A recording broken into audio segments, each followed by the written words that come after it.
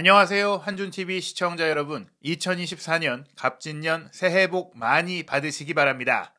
명절에 강한 손흥민 선수가 아시안컵 탈락의 아쉬움을 뒤로하고 토트넘 복귀 첫 번째 경기에서 해결사 본능을 발휘했습니다. 후반 추가 시간 극적인 역전승을 이끈 해결사였는데요.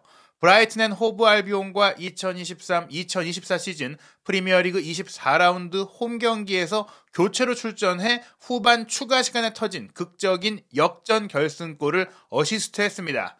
토트넘 허스퍼는 확실히 손흥민 선수가 있을 때와 없을 때의 파괴력 차이가 분명했는데요.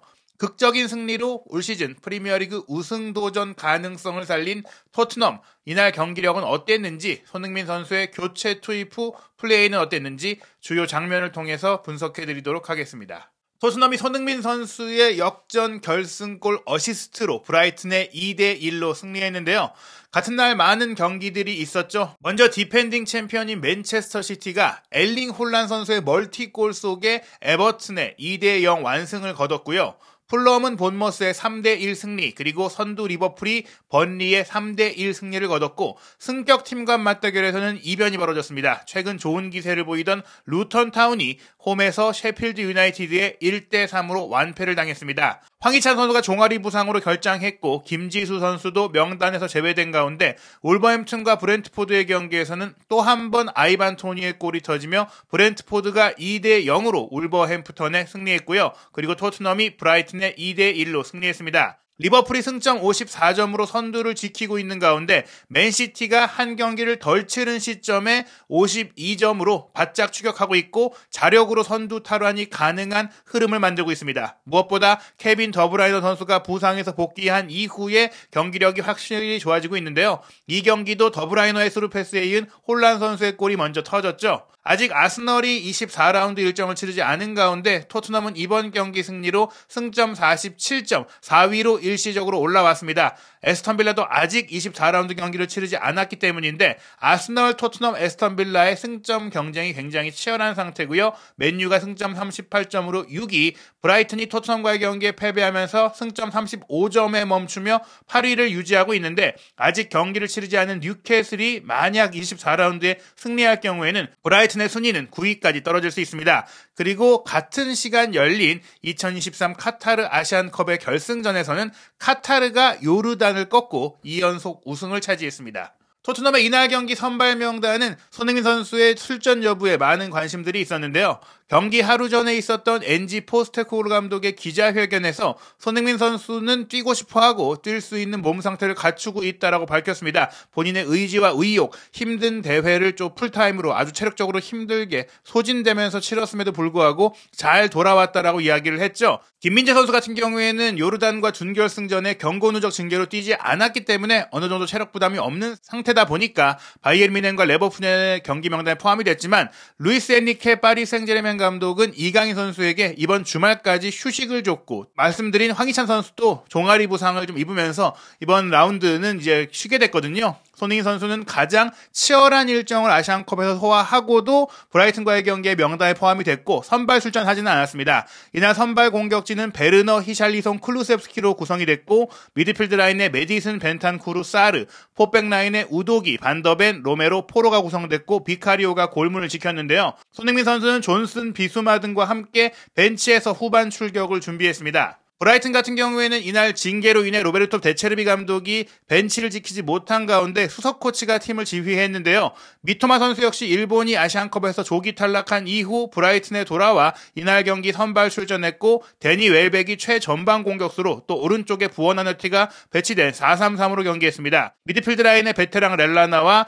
그로스 그리고 길모어가 중앙에서 이제 빌드업 미드필드로 뛰었고요. 포백 라인은 좌우 풀백으로 발빠른 에스투피냥과 램프티, 두 명의 센터백으로 덩크와 반 헤케 선수가 배치됐고 골문은 스틸 선수가 지켰습니다. 경기 초반부터 브라이튼이 강한 전방 압박, 특히 최전방 공격수인 데니 웰백의 부지런한 움직임과 연계 플레이와 오프더볼 움직임을 통해서 경기 흐름을 좀 주도하는 모습들을 보였습니다. 경기 시작 1분 만에 브라이튼의 오른쪽 풀백인 램티가 길게 오른쪽으로 뽑아준 공을 데니 웰백 선수가 반더벤과의 경합 속에서도 이겨내고 뒷공간까지 흔들어내면서 본인이 돌파에 성공했고 가운데로 접고 들어오면서 왼발 가마차기 슈팅까지 마무리했는데 비카리오 선수가 선방을 했어요. 전반 16분에는 반더벤이 후방 지역에서 패스하던 상황을 파스칼 그로스가 메디슨을 강하게 전방에서 압박하면서 흔들어 놨고, 이렇게 끊어낸 공이 1차 슈팅은 차단이 되긴 했지만 재차 이어진 공격 상황에서 페널티킥 선언으로 이어지게 됩니다. 보나노테 선수가 웰백과 공을 주고받는 상태였는데요. 특히 웰백 선수가 1차 압박에 가담하며 토트넘의 후방 빌드업에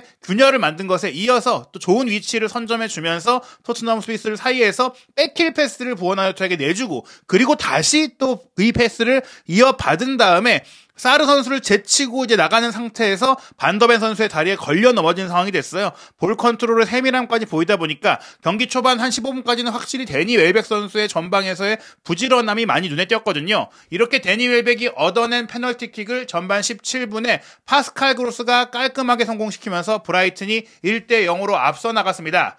그 뒤에는 토트넘이 동점골을 넣기 위해 총 공세를 폈는데 마지막 세밀함이 좀 아쉬웠어요. 전반 22분에는 제임스 메디슨의 기가 막힌 스루 패스가 히샬리송에게 이어졌고, 히샬리송 선수가 골키퍼와 1대1 상황을 맞이했는데 슈팅 타이밍을 조금 놓치면서 각이 좁아졌고, 슈팅 자체도 골키퍼의 몸에 맞고 튕겨져 나왔거든요. 흘러나온 공을 베르너가 이어받으면서 오른발 슈팅으로 가져갔는데 이 슈팅조차도 허무하게 상대 수비에 막혔습니다. 골대로 향하지도 못했고 강하지도 못했고 정확하지도 않았던 정말 황당한 슈팅이었고요. 사실 이런 장면들은 손흥민 선수가 뛰었다면 1대1 기회를 애초에 성공시켰을 것이고, 흘러나온 공조차도 골문이 꽤 크게 열려 있었기 때문에 충분히 최소한 유효 슈팅 내지는 코너킥을 얻어낼 수 있는 장면이었는데, 히샬리송과 베르너가 움직임은 열심히 했고 또 부지런히 압박은 했지만 마무리가 너무 안 좋다는 것들을 드러냈던 장면이었습니다.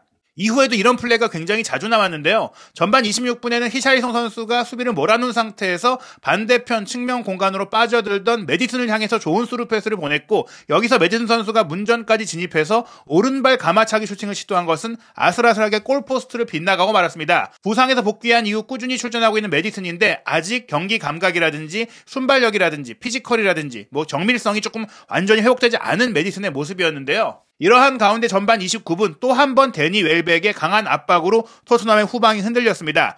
비카리오 선수가 벤탄쿠르를 향해서 후방 빌드업을 시도했는데 웰백이 강하게 압박했거든요. 이 압박 이후에 재차 이어진 또 웰백의 슈팅을 판더펜이 맞긴 했는데 흘러나온 공을 통한 공격 전개가 또 한 번 날카롭게 이어졌어요. 어느새 공격 지역까지 올라온 브라이튼 수비수 반 헤케 선수의 패스를 받은 웰백이 왼쪽으로 전진한 랄라나에게 패스했고, 랄라나는 왼쪽 공격수인 미토마에게 연결, 미토마가 문전 왼쪽까지 치고 들어가서 오른발 슈팅을 가져갔는데 이 슈팅을 비카리오 선수가 선방하지 않았다면 추가골을 내줄 수 있었던 위험한 장면이었습니다. 이렇듯 웰백의 전방 압박 속에 토트넘의 빌드업, 공격 작업이 평소보다 많이 좋지 않았는데요. 그래도 공격 과정에서 히샬리송과 베르너, 특히 왼쪽 라인의 베르너의 속도를 활용한 장면들이 좋은 플레이가 꽤 있었습니다. 전반 36분에는 왼쪽 센터백인 반더벤이 베르너를 향해서 길게 뽑아준 공, 베르너가 램띠의 압박을 받자 우도기와 2대1 패스를 주고받으면서 램띠의 직공간을 잘 무너뜨렸거든요. 이후에 문전 지역으로 크로스 패스까지 잘 보내줬는데 이번에도 히샬리송 선수의 슈팅이 좀 약했고 정확하지 못하면서 수비에게 쉽게 차단되며 무산이 됐습니다. 전반 38분에는 로메로가 상대 지역까지 넘어와서 압박한 이후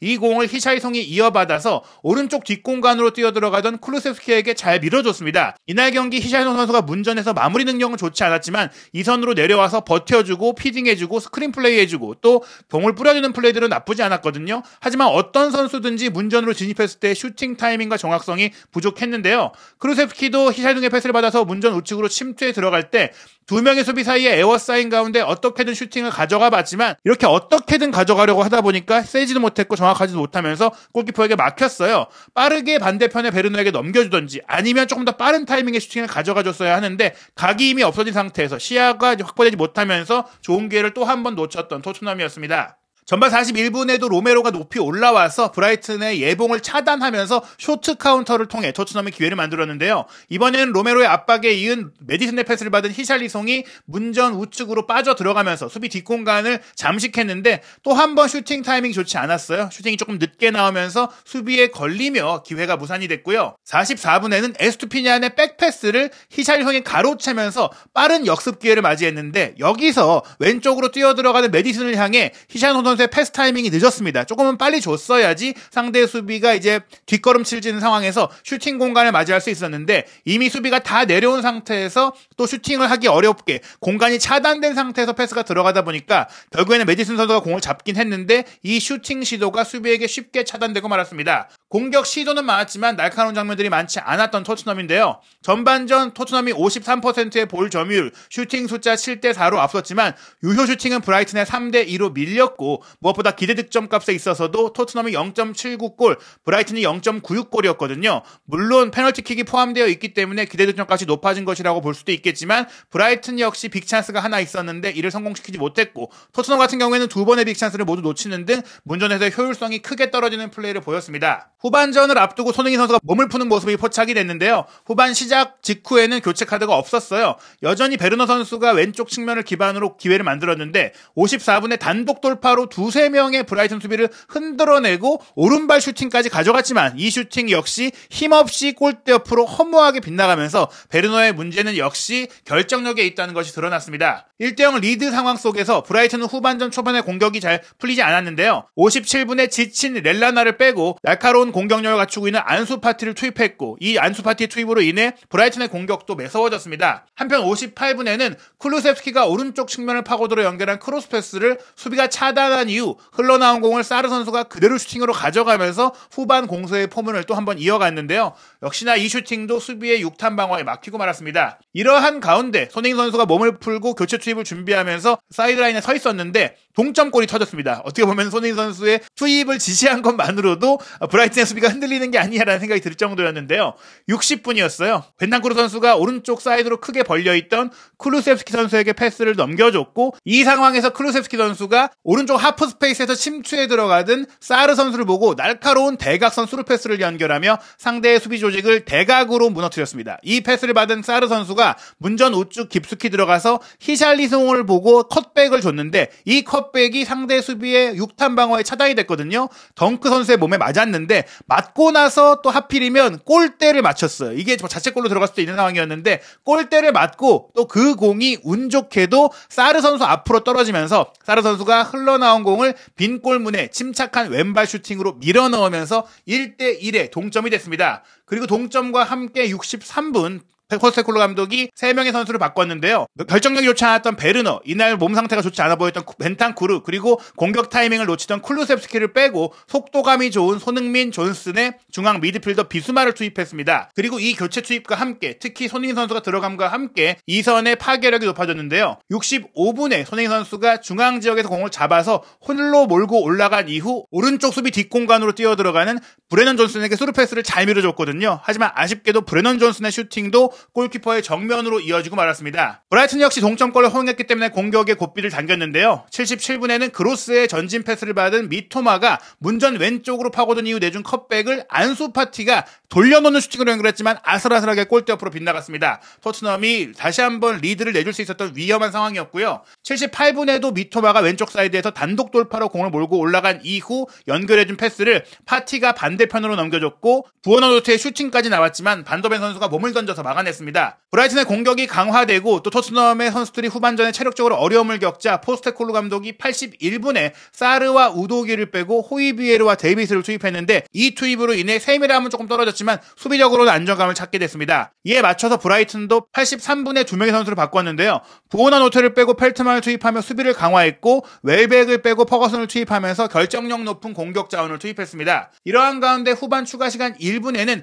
길모와 램띠를 빼고 유망주의자 체력과 속도가 좋은 베이커 보아이티와 발레바를 투입하며 브라이튼 역시 후반 추가 시간이 6분 정도 주어진 가운데 결승골을 노렸는데요. 결국 결승골은 토트넘이 얻게 됐습니다. 후반 추가 시간 4분 메디슨의 전환 패스를 받은 호이비에르의 오른발 중거리 슈팅은 아쉽게 빗나갔어요. 왼쪽에 손흥민 선수가 배치되어 있다 보니까 그쪽으로 많은 선수가 몰려 있었고 이를 통해서 호이비에르에게 공간이 생겼거든요. 호이비에르의 슈팅은 아쉬웠지만 결국 후반 추가 시간이 끝나기 직전이었죠. 추가 시간 6분에 손흥민 선수를 통한 공격 전개가 득점으로 이어졌습니다. 왼쪽 측면 지역에서 손흥민 선수가 메디슨에게 공을 연결해주면서 전진했는데요. 메디슨의 전진 패스를 히샬리송이 이어받았고 함께 왼쪽에서 뛰어들어가던 손흥민 선수가 히차이송이 공을 받은 바깥쪽으로 돌아 들어가면서 수비의 시야에서 사라졌습니다. 그런 다음 히차이송 선수 역시 손흥민 선수가 상대 오프사이드 트랩을 통과하는 순간에 적절한 스루 패스를 밀어줬고, 손흥민 선수가 문전 왼쪽으로 깊이 들어간 이후 본인 쪽으로 수비수들이 몰려오자 반대편에 편안하게 달려들어오던 존슨을 향해 정확한 마지막 컷백 패스를 내주면서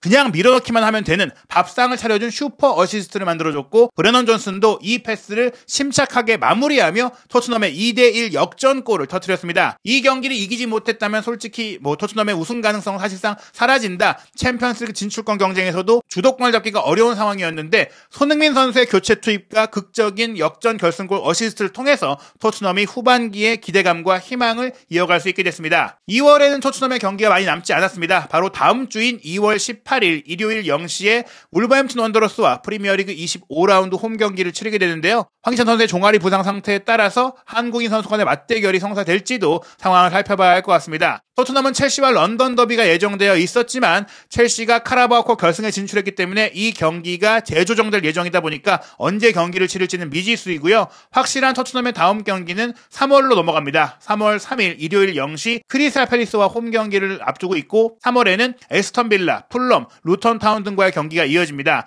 토트넘은 이제 프리미어리그 일정만 남겨두고 있기 때문에 이 대회의 우승 그리고 손흥민 선수의 득점왕 경쟁에 모든 포커스가 맞춰져 있습니다. 과연 손흥민 선수가 올 시즌 아시안컵에서의 아쉬움을 뒤로하고 토트넘의 후반기 반전 드라마를 이끄는 멋진 활약을 이어갈 수 있을지 한준TV와 함께 2023-2024 시즌 프리미어리그의 모든 소식 확인하시기 바랍니다.